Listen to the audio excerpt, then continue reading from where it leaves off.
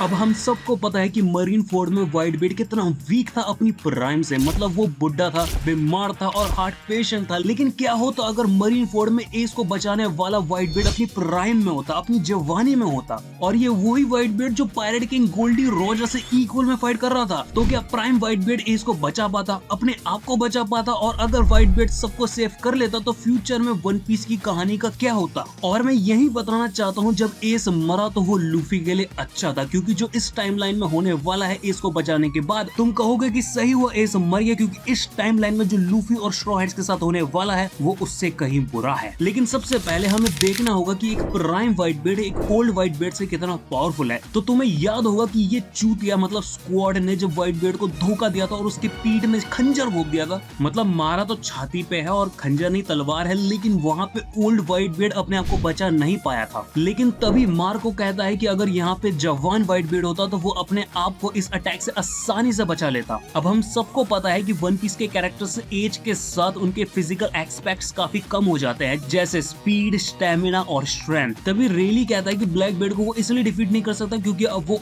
Old है, और Garp की कैनन बॉल्स की स्पीड इसलिए इतनी कम हो गई है क्योंकि वो काफी बूढ़ा हो गया है। तो यहाँ पे दोनों एलीट लेवल के फाइटर्स अपनी ओल्ड एज को कोसते रहते हैं। लेकिन व्हाइट बेड के केस में तो उसका हाल और भी बुरा है, क्योंकि वो एक बूढ़ा तो है ही, साथ ही में वो बहुत बीमार है, इसलिए उसकी स्पीड और पावर इतनी कम हो जाती है। लेकिन फिर भी वो एक जायंट को एक डॉल की तरह फेंक सकता है अपनी इस ओल्ड एज में भी। तो बस इमेजिन करो व्हाइट बेड अगर अपनी प्राइम में होता मरीन फोर्ड में, तो वो कितनी तबाही मचाता। तो ये तो हो गया फर्स्ट रीजन कि प्राइम व्हाइट बेड इतना पावरफुल क्यों है, क्योंकि वो बहुत ही बूढ़ा है, बीमार है, तो इस वजह से उसकी स्पीड, स्ट्रेंथ और स्टेमिना तीनों कम हो चुका है। अब सेकंड है उसकी हाकी। अब यहाँ पे व्हाइट बेड अपनी ओल्ड एज में भी हर टाइप की हाकी इस्तेमाल कर सकता है, वो भी एडवांस लेवल की, लेकिन सिर्फ सबसे पावरफुल हाकी को यूज नहीं कर सकता, और वो है कॉन्कर्स हाकी। अब ये नहीं है कि व्हाइट बेड को कॉन्कर्स हाकी नहीं आती, मतलब वो एक महारथी है, वो गोल्डी रोजर से लड़ रहा है एडवांस कॉन्कर्स हाकी में, तो उसे यहाँ पे आती है। लेकिन वो अपनी कॉन्कर्स हाकी को यूज इसलिए नहीं कर सकता क्योंकि अपनी ओल्ड एज में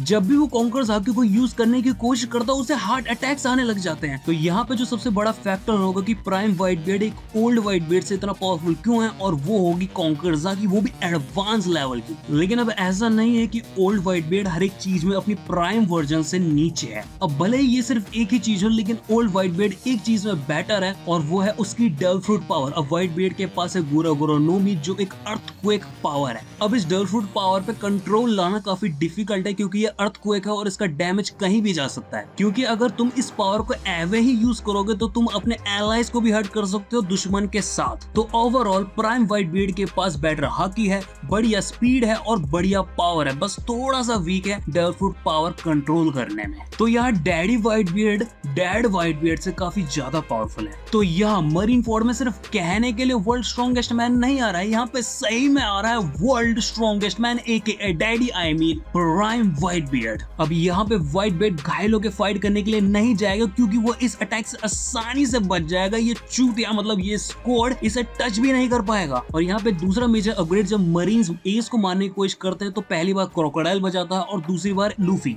लेकिन अब लूफी को जरूरत नहीं पड़ेगी कॉन्कर्स हाकी यूज करने की एस को बचाने के लिए, क्योंकि यहाँ पे ऑलरेडी एक बढ़िया कॉन्कर्स हाकी का यूजर है, और वो है प्राइम व्हाइट बियर्ड। फिर अगर तुम कहोगे कि यहाँ गार्प है और सैनगोकू है, तो मैं कहूंगी कि गार्प तो कुछ नहीं करेगा, क्योंकि एस का जो सवाल है, और गार्प पे नजर रखने के लिए सैनगोकू जरूरी है, वरना गार्प एडवांस की क्या हालत कर सकता है वो मुझे बताने की जरूरत नहीं है। हम सब ने हाचिनोसु में क्या हुआ था वो देख रखा है। तो यहाँ एस सेव हो जाएगा, और अगर इस बार अकाइनु सामने आया तो व्हाइट बेड उसकी पहले से ही बुरी हालत कर देगा, क्योंकि अब उसके पास है एडवांस कॉन्कर्स हाकी। तो पहले की तरह व्हाइट बेड को फाइटिंग के बीच हार्ट अटैक नहीं आएगा, और उसका फायदा उठा के अकाइनु उस पे एक डेडली अटैक कर पाएगा। तो इस बार हार्ट अटैक्स नहीं है अकाइनु को बचाने के लिए, और अगर वो फिर भी सामने आता है तो उसका हाल पिछली बार से ही बहुत बुरा होगा। और इस बार तो व्हाइट बेड पे 2-3 होल भी नहीं होंगे, क्योंकि वो इतना तेज जो है अपनी प्राइम में। He is fast as fuck boy.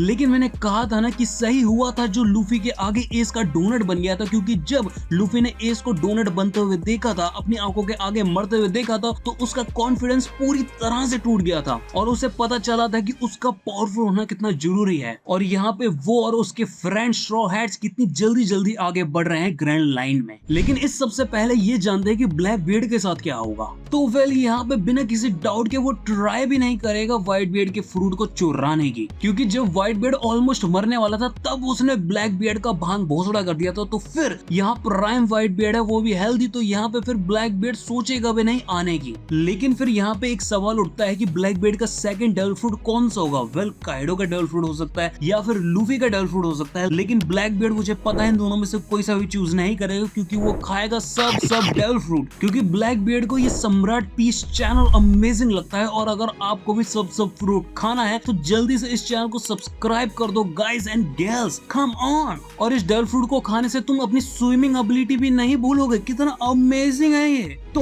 अब ब्लैक बियर्ड कुछ नहीं कर सकता, लेकिन दूसरी तरफ शैंक्स को कुछ करने की जरूरत नहीं, क्योंकि यहाँ तो सब कुछ संभाल लिया है प्राइम व्हाइट बियर्ड ने। तो शैंक्स अपना पूरा ध्यान काइडो को मरीन फोर्ड आने से रोक सकता है, जिसमें वो इजीली कामयाब होगा। अब सब कुछ बढ़िया है ना गाइस, एस भी जिंदा है, व्हाइट बियर्ड और व्हाइट बियर्ड पायरेट्स को भी कुछ नहीं होता। लेकिन इतना सब कुछ बढ़िया होना लूफी के लिए बहुत ही बेकार है, क्योंकि यहाँ जो एस के मरने के बाद लूफी का कैरेक्टर डेवलपमेंट होना था वो बिल्कुल नहीं होता, बल्कि उसका उल्टा होता है। वो बहुत ज्यादा कॉन्फिडेंट बन जाता है, जिसे हम कह सकते हैं ओवर कॉन्फिडेंट। तो यहाँ पे लूफी और बाकी के स्ट्रॉ हैट्स 2 साल की ट्रेनिंग तो बिल्कुल नहीं करते, वो करते हैं सिर्फ 2 से 3 महीने की, ताकि वो एक पैसिफिस्ता से तो ज्यादा पावरफुल हो जाए। 3 महीने बाद सारे स्ट्रॉ हैट्स मिलते हैं साबाओडी और कैपेलागो में, लेकिन जहाँ पे पहले लूफी ने सिर्फ एक ही हिट में पैसिफिस्ता को डिस्ट्रॉय करा था, वैसा यहाँ नहीं होता। लूफी को बहुत टाइम लगता है, और यही बात जोरो और सांजी पर भी बैठती है। लेकिन यहाँ पे लूफी और स्ट्रॉ हैट पायरेट्स की कैरेक्टर डेवलपमेंट नहीं हुई होती है, तो वो वीक होने के बाद भी फिशमैन आइलैंड जाते हैं। अब यहाँ पे वो काफी लकी होते हैं, इनके पास कोई प्रॉब्लम नहीं आती होडी जोन्स जैसी, क्योंकि इस टाइम तक सब कुछ नॉर्मल चल रहा था फिशमैन आइलैंड पे। और इनके लिए काफी अच्छा है, क्योंकि मुझे नहीं लगता ये स्ट्रॉ हैट्स जो इतने वीक है 1 लाख फिशमैन पायरेट्स को डिफीट कर सकते थे, और अगर करते भी तो मर मुरा के कर पाते। तो फिर इसके बाद स्ट्रॉ हैट्स पहुंचते हैं पंक हैजर्ड पे, जहाँ पे लूफी और लो के बीच में एक अलायंस होता है। तो वो फर्स्ट डोफ्लामिंगो को डिफीट करेंगे, फिर काइडो को। तो जैसे तैसे करके वो डिफीट कर देते हैं सबको पंक हैजर्ड में, और फाइनली वो पहुंच जाते हैं जहाँ पे राजे डोफ्लामिंगो का ड्रेस रोजा में। तो यहाँ पे जो छोटी प्रॉब्लम थी स्ट्रॉ हैट्स की कमजोरी की,